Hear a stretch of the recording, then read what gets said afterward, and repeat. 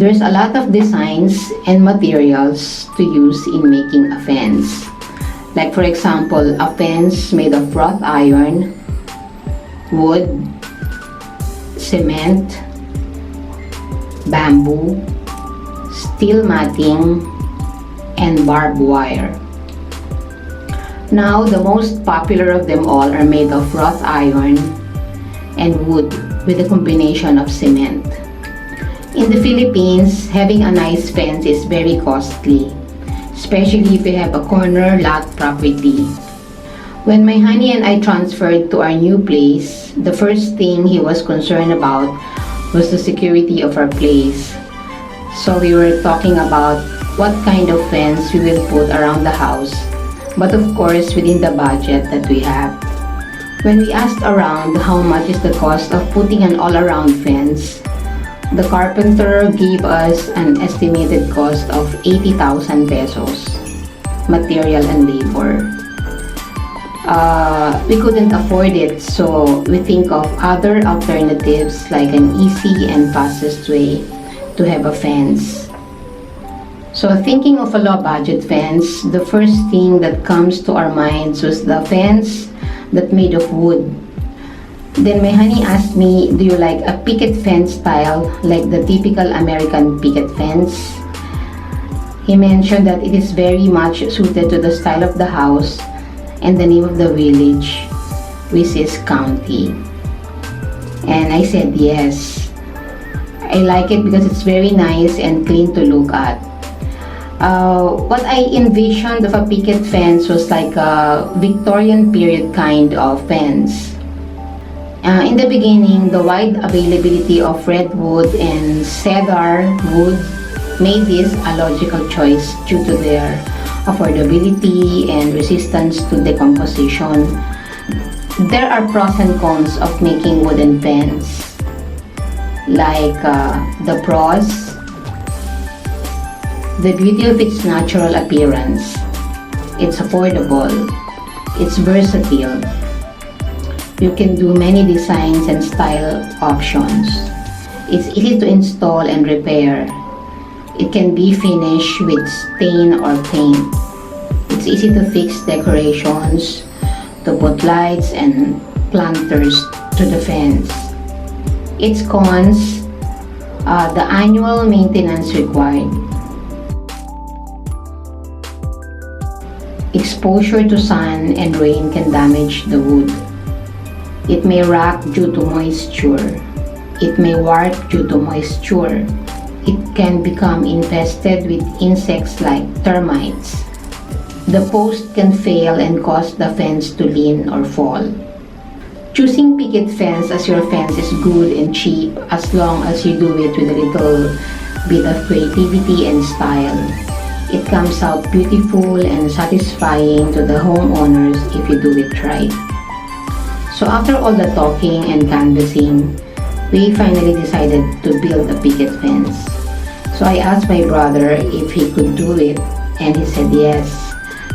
The sad thing is I don't have any videos or pictures how they did it. We only have the finished product. Picket fence is more of a standout statement. They serve as an ideal background for ornamental plants or flowery plants where the homeowner wants a beautiful garden visible to the street. It's an appealing view from outside.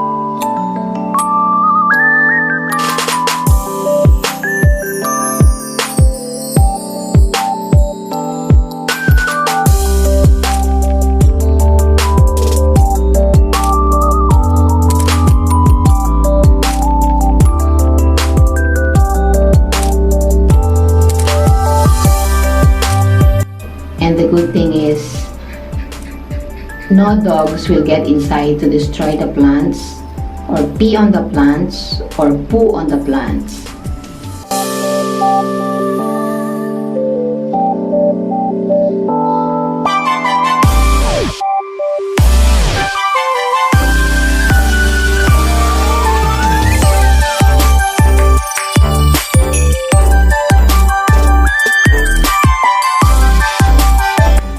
Cute puppies trespass on our property, but how can you shoo them away when they look at you like this?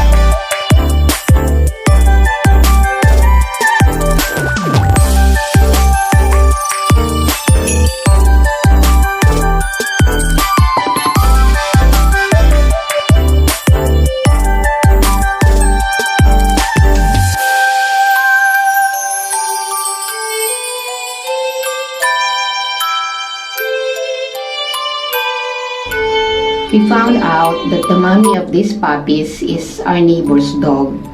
They went out for a long vacation and the dog and the puppies left behind without food and water. So the mommy dog looked for food and the cutie little puppies followed her. When we saw them, of course, our heart melts, so we gave them food and water.